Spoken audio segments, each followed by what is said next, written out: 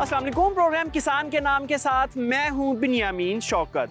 खुराक का बुनियादी जुज होने के बायस पाकिस्तान में गोश्त और दूध का कारोबार मुसलसल तरक्की करता जा रहा है।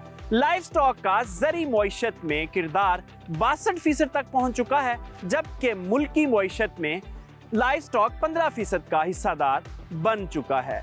मौजूदा ज़री सूरत हाल को देखा जाए तो लाइव स्टॉक ही एक ऐसा शोबा है जो किसानों की माली मुश्किलात दूर कर सकता है। गोश्त की मकामी ज़रूरत पूरी करने के साथ साथ हम हर साल तकरीबन 6 से 7 अरब अमरीकी डॉलर का गोश्त बैरून ममालिक में एक्सपोर्ट कर रहे हैं। 4 खरब अमरीकी डॉलर की इंटरनेशनल हलाल मार्केट में ये हिस्सा 1% से भी कम बनता है, जबकि थोड़ी मेहनत के साथ इसको कई गुना तक बढ़ाया जा सकता है। इसके लिए हुकूमत और मवेशी पाल काश्तकारों को मिलकर काम करने की जरूरत है। आज का प्रोग्राम छोटे स्केल के डेयरी फार्म के बारे में है। इसके अलावा बड़े स्केल के कमर्शियल फीड लॉट फैटनिंग के बारे में भी आज के प्रोग्राम में गुफ्तगू होगी। आपकी मुलाकात करवाएंगे डेयरी फार्मर से और फीड लॉट फैटनिंग फार्मर से, और उनसे जानेंगे इस बिजनेस के राज, और आपकी मुलाकात करवाएंगे मुख्तलिफ माहिरीन से। पाकिस्तान में करोड़ों की तादाद में दूध और गोश्त के फार्म्स पाए जाते हैं, मगर कमर्शियल स्केल के फार्म्स की तादाद बहुत कम है। खास तौर पर गोश्त फार्म जहां जानवरों की तादाद 500 से जायद हो, ऐसे फार्म हजारों में नहीं सिर्फ सैकड़ों में ही होंगे। फार्म का कमर्शियल स्केल ना होने के बायस वहाँ जरूरी स्टैंडर्ड्स लागू नहीं किए जा सकते, जिसकी वजह से छोटे फार्म वाले किसान कसम पुरसी की जिंदगी गुजारने पर ही मजबूर होते हैं। तादाद के लिहाज से हमारे यहाँ 18 मिलियन से जायद जानवर पाए जाते हैं और इस लिहाज से पाकिस्तान दुनिया का चौथा बड़ा मुल्क है। इसके बावजूद ना तो हम अपने शहरियों को ही सस्ता गोश्त फराहम कर सके और ना ही मीट एक्सपोर्ट में कोई खातिर खा नाम बना सके। मुनाफा बख्श गोश्त फार्मिंग के लिए ज़रूरी है कि फार्म को इंटरनेशनल स्टैंडर्ड यानी फीड लॉट फैटनिंग के असूलों के मुताबिक तैयार किया जाए, जहां जानवरों की तादाद कम से कम 500 होनी चाहिए, और फीड फार्मूलेशन इस तरह करें कि तमाम जानवरों को यकसा ग़िज़ाइयत का चारा दस्तयाब हो और एक जितना वज़न करें। आइए देखते हैं कि फीड लॉट फैटनिंग क्या है और इसके दीगर स्टैंडर्ड्स क्या है।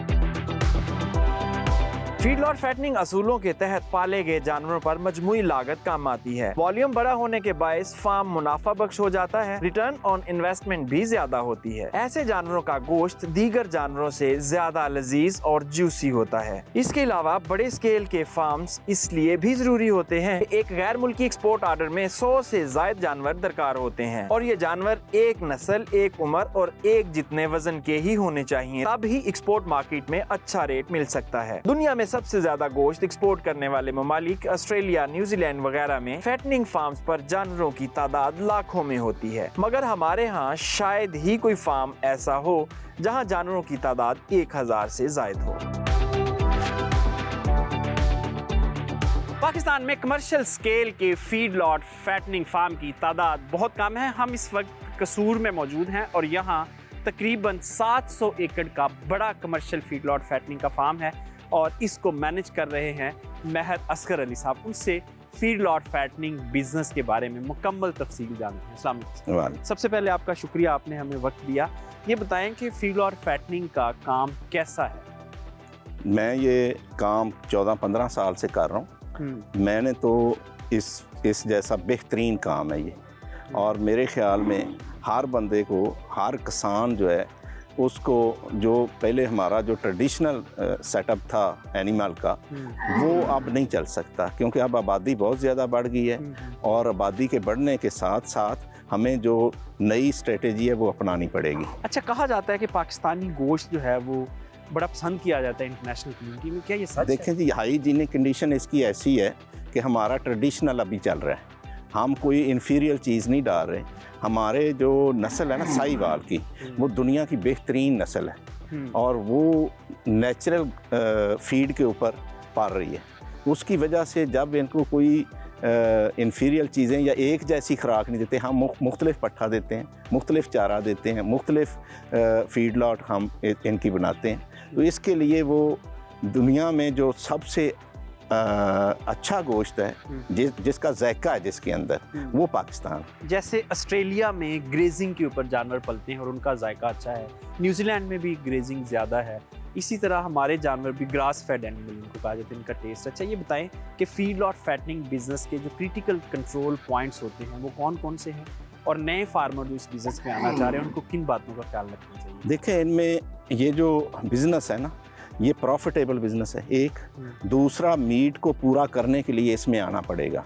लोग कहते हैं ना कि मुर्गी अगर वलैती ना आती तो हमारा गोश्त दूसरा पूरा नहीं आना था, ये बात सच है। अगर हम इसको फीड लॉट में नहीं लेके आएंगे तो ये कभी भी हम गोश्त में खुद कफील नहीं होंगे। अगर एक नए फार्मर ने फार्म बनाना है तो सबसे पहले वो क्या करे? देखें, सबसे पहले उसने अपने शेड बनाने, जो शेड हैं वो इस तरह होने चाहिए कि कम से कम जानवर को खुला माहौल मिले और उसके अंदर 2 चारे की जगह होनी चाहिए। दोनों में एक बाहर होनी चाहिए, एक अंदर वरांडे के अंदर होनी चाहिए। अगर वरांडा बनाना है, अगर शेड बनाना है तो फिर सेंटर में होनी चाहिए, एक बाहर में होनी चाहिए, ताकि सर्दियों में जानवर धूप में जाके खाए और गर्मियों के अंदर वो छांव में रह के खाए। उसको पूरा माहौल देना चाहिए और खुला माहौल देना चाहिए, ये नहीं कि इतने। अच्छा, इसके बाद जो जानवरों की खरीदारी है, शेड बनाने के बाद नंबर 2 जानवरों की खरीदारी है, तो जानवर आप कैसे खरीदते हैं, कहाँ से? देखें जी, जानवर खरीदने का फार्मूला क्या है? एक ही फार्मूला है कि जितना साहीवाल खरीदेंगे उतनी आपकी ग्रोथ ज़्यादा होगी, क्योंकि अब हमारे पास नस्ल की बहुत ज़्यादा फुकदान है।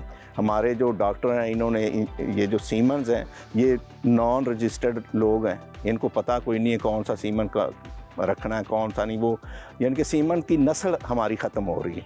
तो सारा जो हमारा फोकस होता है कि ये जो साहीवाल कम से कम मिक्स हो।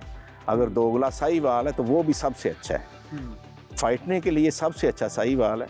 और दूसरा जो वलैती है उसकी तो अब नस्ल कोई नहीं रहेगी ना, वो नहीं बनता। अच्छा, अगर बिजनेस फिजिबिलिटी की बात की जाए तो रोज़ाना की बुनियाद पर ये जानवर कितने का चारा या फीड या TMR खाते हैं और डेली का वेट गेन कितना करते हैं? देखें जी, ये जो हमारे पास है इस वक्त, हम इसको तकरीबन 1000 ग्राम से लेके 1500 ग्राम तक हमारी आती है हील्ड जो होती है, जो ग्रोथ है हमारी पर डे। हम इनको कम से कम जो है वो, मैं इस वक्त TMR डाल रहा हूँ। TMR थोड़ी सी महंगी होती है, तो TMR में ये है कि एक तो उसमें नेचुरल चीज़ें सारी जो एनिमल की आम रूटीन की चीज़ें, उसके बाद हम इसको फीड जो देते हैं वो क्वालिटी की फीड देते हैं, हल्की चीज़ कोई नहीं डालते। अच्छा, अगर अखराजात की बात करें तो रोज़ाना कितने अखराजात आते हैं? अखराजात तकरीबन जो इसका TMR का मुख्तलिफ औकात में हाईएस्ट जो है 500 तक जाता है। और वजन कितना करता है जानवर? 500 जानवर की फीड खा के अगर 500 की फीड डालें तो मेरा ख्याल 1250 एवरेज आएगी आपकी। लेकिन ये डिपेंड करता है मौसम पे। अगर हीट, जैसे आजकल हीट चल रही है, इसमें ज़ाहिर है ग्रोथ उतनी नहीं होगी। अच्छा, सबसे अहम क्रिटिकल जो पॉइंट है इसका वो फीड का है। 70 से 80% अखराजात फीड के ही हैं, तो आप जानवरों को डालते नहीं। सबसे पहला जो क्रिटिकल है इसका जो सेटबैक है वो है आपके जानवर की सिलेक्शन। सबसे पहले आपने सिलेक्शन कर ली है, उसके बाद आपने जो फीड डालनी है उसमें भी सिलेक्शन है। उसमें अब आपको कुछ लोकल चीज़ें मिलेंगी, कुछ इंपोर्टेड मिलेंगी। तो जो इंपोर्टेड चीज़ें हैं वो डेफिनेटली बेहतर हैं। अच्छा, आपका FCR यानी फीड कन्वर्जन रेशो बहुत ज़बरदस्त है, तो आप क्या डालते हैं वो दिखाएं हमें। मैं आपको उधर लेके चलता हूँ जहाँ पे हमने फीड मिक्सचर वगैरह लगाया हुआ है, जहाँ पे हमारा सारा रॉ मटीरियल पड़ा हुआ है जी, तो वहाँ चलते। Thank you.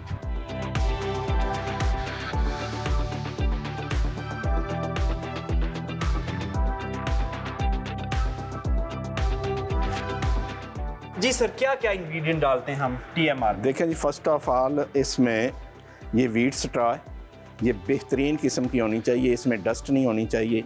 और आजकल वो जो ज़मीन से जब गंदम कटी हुई होती है ना, उसके साथ हार्वेस्टर के साथ, वो नीचे से एक और वो काट लेते हैं, उसमें मिट्टी होती है, मिट्टी वाली नहीं होनी चाहिए, थोड़ी साफ सुथरी होनी चाहिए। ये तकरीबन हम 20% डाल रहे हैं जी, ठीक, सॉरी 10% है। नेक्स्ट क्या है?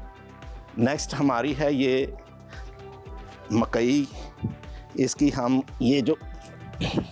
ये पूरी छल्ली है, ये इसी तरह हम इसको क्रश करते हैं। तो किसमें? हाँ जी, ये बिल्कुल खुश्क है। इसका मॉइस्चर जो है वो तकरीबन 12 से नीचे नहीं होता। ठीक है, 12-14 मॉइस्चर वाली हम डालते हैं। और ये हमारे पास, मैं आपको दिखाता हूँ, जी ठीक है, 10 से 20% हम तूड़ी डालते हैं और 50% हम ये 50% हम ये इसी तरह ही इसका। जी ठीक है। जो हमारी तूड़ी है वो फाइबर की और ड्राई मैटर की जरूरत पूरी करेगी, और ये जो है ग्रेन ये हमारा एनर्जी लेवल जिससे जानवर मोटा हो। बिल्कुल जी ठीक है। इसके अलावा सर क्या डालते हैं? इसके अलावा हम इसमें तकरीबन 1% यूरिया पानी में घोल के डालते हैं। ठीक है। और उसके बाद 2% नमक डालते हैं। ठीक है।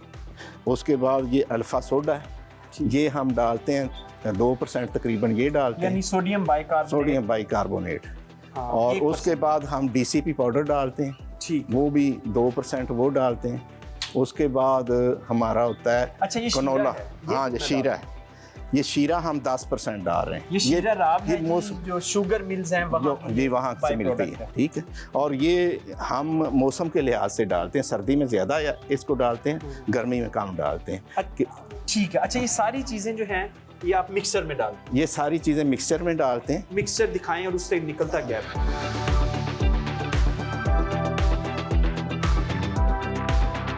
ये सब चीज़ें इसमें 10% हम डालते हैं सब्ज़ चारा। ठीक है। यानी कि मकई या गाचा या जई जो भी हो, तो ये जो है ये हमारी फीड बनती है। ये फीड है जी, ये आप सुनोगे, इसकी खुशबू बेहतरीन है और जानवर को भी ये बड़ी पसंद होती है। और यही टोटल फीड? ये टोटल फीड है, इसमें हर चीज़ है। दिन में कितनी दफ़ा ये फीड? हम 24 घंटे में तकरीबन एवरेज 15 किलो 12 से 15 किलो। अच्छा, बॉडी वेट का कहते हैं जी 2.5% ड्राई मैटर डालना चाहिए, तो उसी हिसाब से वही फार्मूला। जी ठीक है। और दिन में 2 से 3 दफ़ा फीड करवाते हैं या ज़्यादा दफ़ा? नहीं, ये एक दफ़ा हम डालते हैं 24 घंटे में एक दफ़ा। तो सारा दिन खाते रहते हैं? सारी रात खाते रहते हैं, दिन को बैठे रहते हैं। दिन को हम डालते हैं 4 बजे और सुबह 6-7 बजे तक वो खाते रहते हैं। जब सूरज निकल आता है, गर्मी होती है, तो वो शेडो में चले जाते हैं। जी असगर साहब, आपके वक्त का बहुत शुक्रिया। किसान भाइयों, ये जो फीड फार्मूलेशन है, जो TMR की फार्मूलेशन है, यही फीड लॉट फैटनिंग की बुनियाद है। इसके बगैर कमर्शियल स्केल का फार्म आप नहीं बना सकते।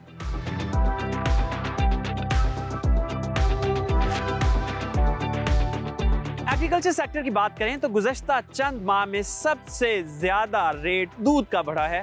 इस वक्त अच्छा दूध मार्केट में 200 रुपए फी लीटर क्रॉस कर चुका है। डब्बा पैक दूध में हुकूमत की तरफ से हैवी टैक्स लगा दिए गए हैं, जिसकी वजह से फी लीटर दूध 60 रुपए महंगा हो चुका है और सार्फिन खुले दूध की तरफ वापस आ रहे हैं। यानी इस मौके का सबसे ज्यादा फायदा डेयरी फार्मर्स को होगा। मुख्तसर ब्रेक, और ब्रेक के बाद आपको एक डेयरी फार्म पे लिए चलेंगे और देखेंगे कि डेयरी फार्म कैसे बनाया जा सकता है, कितने अखराजात आते हैं, कितना मुनाफा आता है और इस फार्म को शुरू करने के लिए क्या क्या इकदाम करने पड़ते हैं।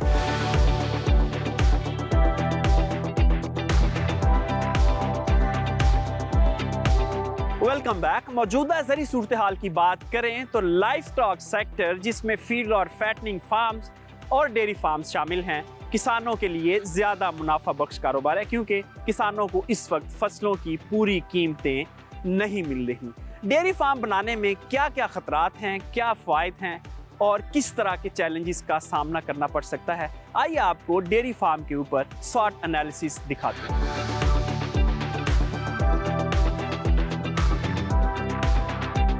डेयरी और फैटनिंग कारोबार में strength, weaknesses, opportunity and threats यानी स्वॉट एनालिसिस की बात करें तो इस कारोबार में सबसे बड़ी स्ट्रेंथ ये है कि दूध हर घर की बुनियादी जरूरत है और किचन का 20 से 30% बजट दूध और इसकी दीगर मसनूआत पर ही इस्तेमाल होता है। वीकनेसेस यानी कमजोरियों में जो चीज सरफहरिस्त है उसमें दूध की शेल्फ लाइफ है, यानी चवाई के चंद घंटों बाद ही इसे इस्तेमाल में लाया जाता है। आप इसे ज्यादा देर तक अपने फार्म पर स्टोर नहीं कर सकते। अपॉर्चुनिटीज की बात करें तो इस कारोबार में ग्रोथ के बहुत से मौके मौजूद हैं। दर्जनों मसनूआत दूध से ही बनाई जाती हैं। वैल्यू एडिशन से ज्यादा मुनाफा कमाया जा सकता है। और आखिर में थ्रेट की बात करें तो आपका मुकाबला एक आम गवाले से हो रहा होता है, जिसकी पैदावारी लागत आपसे कम हो सकती है और वो दूध भी आपसे सस्ता फरोख्त कर सकता है।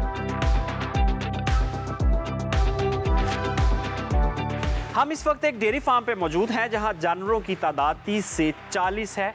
ये छोटे स्केल का फार्म है लेकिन मैकनाइज्ड तरीके से चलाया जा रहा है और इस फार्म के ऑनर उमैर साहब हमारे साथ मौजूद हैं। उनसे पूछते हैं कि अगर किसी किसान ने छोटे स्केल का डेयरी फार्म बनाना हो तो उसको क्या क्या करना होगा? अस्सलाम वालेकुम। वालेकुम। उमर साहब, आपने छोटा सा फार्म बनाया हुआ है, बड़ा अच्छा मैकनाइज किया हुआ है, ऑटोमेटिक है सारा सिस्टम। तो ये बताएं कि अगर कोई छोटा किसान ये फार्म बनाना चाहे तो मुश्किलात तो नहीं है? प्रॉपर कंसंट्रेशन के साथ चलें तो फिर मैनेजेबल है। कंसल्टेशन मतलब? अगर कोई ऑलरेडी ये काम जानता है तो फिर तो वो ठीक है। अगर कोई बिल्कुल न्यू एंट्रेंट है, कोई नया है जिसको कुछ नहीं पता, तो फिर उसको कंसल्ट हायर कर लेना चाहिए। अच्छा, यानी कंसल्टेंट की मदद से वो ये सारा फार्म चलाए तो ये ज़्यादा बेहतर है। ये फरमाएं कि आपने स्टेप वाइज कैसे कैसे इसको शुरू किया, कब शुरू किया? कोई 1 साल पहले। पहले तो ये जो जगह ये हमारी अपनी है, तो यहाँ पे हमने फिर जानवर कितने रखने हैं उस हिसाब से फिर हमने शेड की जो है ना वो डिज़ाइनिंग करवाई थी। तो हमने एक कंसल्टेंट हायर किया था, उन्हीं ने ये फिर सारा हमें डिज़ाइन और सारा कुछ फिर मैनेज करके दिया। तो उस ड्राइंग के ऊपर फिर हमने कंस्ट्रक्शन करवाई। उमर साहब, इस वक्त जानवरों की क्या पोजीशन है? कितने जानवर हैं और कितने इन मिल्क हैं, कितने ड्राई हैं? तकरीबन 40 के करीब हैं और इन मिल्क समझ लें कोई 70% इन मिल्क है, बाकी ड्राई है। स्टैंडर्ड क्या है? कितने फीसद जानवर जो हैं वो फार्म पे दूध दे रहे हों तो आपका फार्म मुनाफा बख्श हो सकता है? कोई 60-70% तो होने चाहिए हर वक्त मिल्किंग के अंदर। 50% तक गुजारा हो जाता है, 60-70 बहुत अच्छी एवरेज आप बता रहे हैं। ये फरमाएं कि आपने शेड बनवा लिया, उसके बाद जानवर कहाँ से खरीदे, कितने का जानवर मिला और अच्छे जानवर की क्या पहचान है? सबसे पहले जो है मैंने फतेह जंग से लिए थे। वो इस्लामाबाद के पास फतेह जंग कोई जानने वाले थे, उनके थ्रू मैंने वहाँ उनसे लिए थे। उसके बाद सेकंड टाइम पे जो हमारे कंसल्टेंट हैं उन्हीं के थ्रू हम गए थे, हमने खानेवाल से लिए थे। खानेवाल से भी मिल जाते हैं, ये साउथ पंजाब से भी मिल जाते हैं और अपर पंजाब से भी मिल जाते या मंडियाँ कहाँ से लेते हैं या घरों से? हैं। मैंने तो फार्म से लिए हैं। अच्छा। वो मेरा जहन उस चीज़ पे वो मुतमईन नहीं होता कि मैं मंडी से जाके लूँ, वहाँ से नहीं पता चलता क्या चीज़ है क्या नहीं है। आपका एक्सपीरियंस क्या कहता है, सबसे अच्छा परफॉर्मेंस किस जानवर ने किया? क्रॉस ने। क्यों? देसी जो है उनका देसी मौसम के लिहाज से तो अच्छे हैं, मगर लैक्टेशन पीरियड छोटा है। और दूसरा जो देसी मैक्सिमम जो आपको 2 टाइम यील्ड देती है, वो जो क्रॉस है वो 1 टाइम देती है। तो कितना दूध आप ले रहे हैं? मैक्सिमम आपका जो हाई यील्डर जानवर है वो कितना है? हमारी जो फार्म एवरेज है, जो मैक्सिमम पीक पे थी गर्मी आने से पहले, वो 17 थी, 17 लीटर। गर्मी के क्या असरात आते हैं जानवर के दूध? गर्मी में इनको मैनेज करना असल काम है, सर्दियों में तो इजीली मैनेज हो जाती हैं। गर्मी में इनको ठंडा रखना, जितना इनको ठंडा रखेंगे, इनको कंफर्टेबल रखेंगे, उतना दूध बेहतर हो जाएगा। अदरवाइज़ दूध तो नीचे आता ही आता है, फिर जितना गर्मी का इम्पैक्ट आएगा वो फिर दूध ज़्यादा नीचे आएगा। अच्छा, ये बताएं कि अब तक आप अगर शेड की बात करें तो शेड के ऊपर आपकी कितनी कॉस्ट आई? तकरीबन कोई 5.5-6 मिलियन। तो क्या इससे सस्ता बन सकता है? हमने मटेरियल जो है ना ये थोड़ा भारी यूज़ किया हुआ है। अगर ये छोटे पाइप और उसमें चल जाए तो बिल्कुल हो सकता है। यानी 3 से 4 मिलियन में ये शेड बन सकता है जी, इस कैपेसिटी के इतने एनिमल्स का। ठीक है। अच्छा, मैं सब ये बताएं कि इस वक्त आप कितना खिला रहे हैं जानवरों को और आपके जानवर कितना दूध दे रहे हैं? इनकी पर डे जो कॉस्ट है तकरीबन 800 से 850 है फी जानवर जी। जब पीक पे थे तब भी इतनी थी और अभी भी इतनी है। थोड़ा वंडा हमने डिक्रीज़ किया हुआ तो उसके वजह से 100-150 कॉस्ट नीचे आई होगी, मगर वो पीक पे 850 थी और दूध वही 17 लीटर था एवरेज ऑफ फार्म की। कुछ इसमें थी, कुछ 25-26 में, कुछ 15-16 पे थी, कुछ 22-24 पे थी। तो एवरेज आपका 17 से 18 लीटर आ रहा था। 17 से 18 लीटर दूध की क्या कीमत बनती है और आपको पर जानवर कितना मुनाफा आ रहा था? हम तो यहाँ पे ना अभी दूध ही को दे रहे हैं, जो ओपन जो मिल्क लेके जाते हैं, तो वो कॉस्ट जो है ना वो कोई इतनी वो अच्छी यानी कि अच्छी वो नहीं है। अपनी अगर सेल पॉइंट अपना होना तो फिर ये बहुत बेहतर है। हमारा तो यहाँ से 160 में जा रहा है। 160 में जा रहा है, लेकिन मार्केट में तो इस वक्त अच्छा दूध जो है वो 250 रुपये लीटर मिल रहा है। जी, तो 250 भी है, 250 भी है। तो यानी आपका एक जो प्रॉब्लम है वो ये है कि यहाँ आपको दूध का अच्छा रेट नहीं मिल रहा है।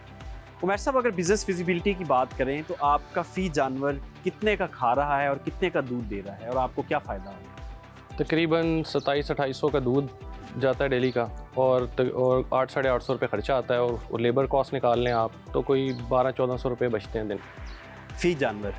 जितने जानवर होंगे उस मल्टीप्लाई कर लें। अच्छा, ये बताया जाता है, ये अक्सर किसान कहते हैं या हमने खुद भी देखा है कि डेयरी फार्म बनते हैं, बंद हो जाते हैं, लोग कहते हैं कि ये प्रॉफिटेबल नहीं है, बिजनेस फिजिबल नहीं है। क्या वजह है? लोग मेहनत नहीं करते, जो सही तरीका है उसके तहत काम नहीं करते, ये क्या वजह है? एक तो ये बहुत सब्र वाला काम है।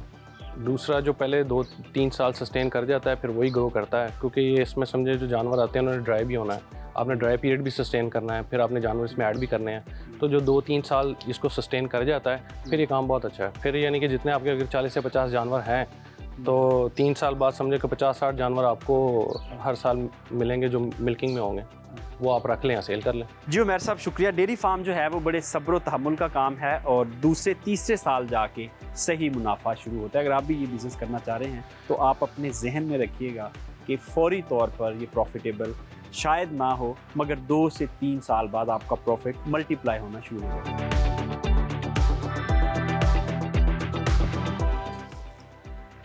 ये मकई का साइलिश है और साइलिश के बारे में ये कहा जाता है कि कमर्शियल डेयरी फार्म की ये बुनियादी चीज़ है। अगर आपके पास डेयरी फार्म पर साइलिश नहीं है तो फिर आप किसी सूरत भी डेयरी फार्म को कामयाब नहीं कर सकते।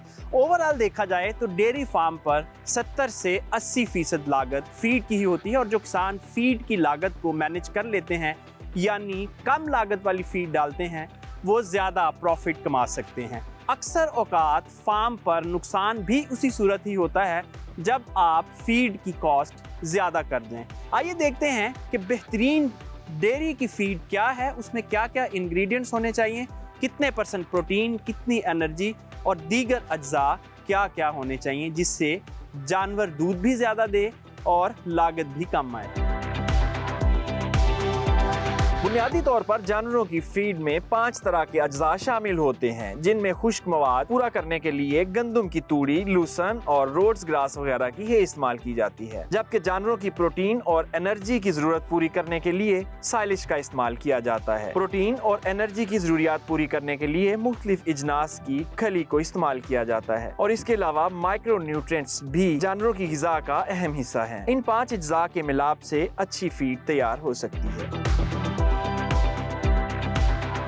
ज़राअत के दीगर शोबों की तरह डेयरी फार्मिंग भी उसी वक्त फ़ायदेमंद हो सकती है जब आप अपनी मसनूआत का अच्छा रेट लें, यानी डेयरी से दूध अच्छे रेट पे फ़रोख्त हो। इस वक्त हमारे साथ एक दूध के सेलर फैसल साहब मौजूद हैं जो एक डेयरी फार्म से दूध फ़रोख्त करते हैं। उनसे पूछते हैं कि दूध का अच्छा गाहक कैसे तलाश किया जा सकता है। अस्सलाम वालेकुम। जी फैसल साहब, सबसे पहले ये बताएं कि अच्छा रेट कहाँ से मिल सकता है डेयरी फार्म में? सर अच्छा रेट तो है कि आप अपनी को सेल पॉइंट बनाएं किसी अच्छी सोसाइटी में, तो वहाँ पे अच्छा, या आप कोई घरों में सप्लाई की कुछ अच्छी सोसाइटीज़ में कोई घरों में सप्लाई की चेन बनाएं उसमें, तो वहाँ पे आपको रेट अच्छा मिलेगा। फैसल साहब, आपने बताया कि किसी अच्छी सोसाइटी में अपना सेल पॉइंट बना लिया जाए तो अच्छा रेट मिल सकता है, तो आपने इसके ऊपर वर्किंग की?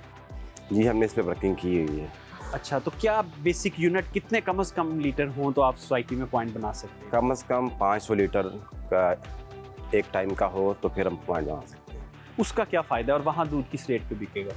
वहाँ दूध कम से कम जो है वो 230 से 250 तक रेट में जाएगा। अच्छा, लाहौर की मार्केट में अगर बात करें तो दूध गाय का पसंद किया जाता है या भैंस का? जैसे कराची में ज़्यादा लोग भैंस का दूध पसंद करते हैं, इस्लामाबाद की बात करें तो वहाँ गाय का दूध पसंद किया जाता है। लाहौर में क्या पसंद? लाहौर में भी ऐसे ही है, भैंस का दूध ज़्यादा मिक्स बिकता है, लेकिन लोग भैंस का जो वो पसंद करते हैं ज़्यादा दूध। यानी घरों में अगर सप्लाई देनी हो तो फिर भैंस का मिक्स करना पड़ेगा। भैंस का कितने % मिक्स करें, कितनी गाय हो, कितनी भैंस हो तो ये अच्छा कॉम्बिनेशन बन सकता है? इसमें परसेंटेज है को 30% हमें भैंस का मिक्स करना पड़ेगा गाय के साथ। फैसल साहब, जब आप मार्केट में दूध सेल करने जाते हैं, घरों में दें या किसी शॉप पे दें या किसी जगह पॉइंट बनाएं, तो सबसे बड़ा चैलेंज क्या है? सबसे बड़ा चैलेंज है घरों वाले जो है ना वो थोड़ा सा तंग करते हैं पेमेंट्स में के मामले में भी। फिर ऐसे ही यानी कि तंग करने के लिए कह देंगे दूध ठीक नहीं है या ख़राब हो गया है या पतला है, इस तरह से वो यानी कि उनकी कोशिश होगी कि जब रेट बढ़ाने की कोशिश करेंगे तो आगे से इस तरह के पॉइंट वो दे देते हैं और पेमेंट्स के लिए भी वो फिर वो तंग करते हैं। अच्छा, ये बताएं कि प्राइस जो है वो हुकूमत ने दूध की कैप की, यानी आप अपनी मर्ज़ी से नहीं बढ़ा सकते, तो जो इनपुट्स हैं यानी जो आप इनको वंडा, चारा और बाकी चीज़ें डालते हैं, क्या वो भी हुकूमत के कंट्रोल रेट पे मिलती हैं? उस पर तो कोई कैप नहीं है, वो तो जो अपना उसका प्रोड्यूसर है जो वंडे वगैरह का सारा उनके अपने रेट हैं। तो अब मज़ीद गवर्नमेंट ने उस पर टैक्स लगा दिए हैं, लेकिन दूध पे गवर्नमेंट ने कैप लगाया हुआ है तो उस रेट पे भी नहीं जा रहा। जी फैसल साहब, आपके वक्त का बहुत शुक्रिया। हुकूमत की तरफ से दूध की कीमत को तो कैप कर दिया गया है, लेकिन जो इनपुट्स हैं, जो वंडा है, जो चारा है, जो बाकी फार्म की ज़रूरियात हैं, उनकी कीमतों को लॉक नहीं किया गया, वो ओपन मार्केट के रहमो करम पर हैं। तो किसानों का ये बड़ा शिकवा है, गिला है कि या तो हुकूमत इनपुट को भी कैप कर दे या फिर हुकूमत दूध की कैप प्राइस भी खत्म कर दे।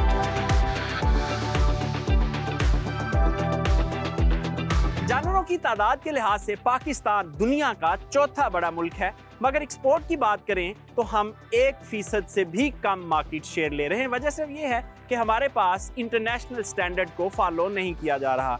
पाकिस्तान में FMD बीमारी आम है, जिसकी वजह से हाई एंड मार्केट में गोश्त एक्सपोर्ट नहीं हो सकता। हम आज तक डिजीज फ्री जोन्स नहीं बना सके। FMD एक ऐसी बीमारी है जो इंटरनेशनल मार्केट में काबिल कबूल नहीं है।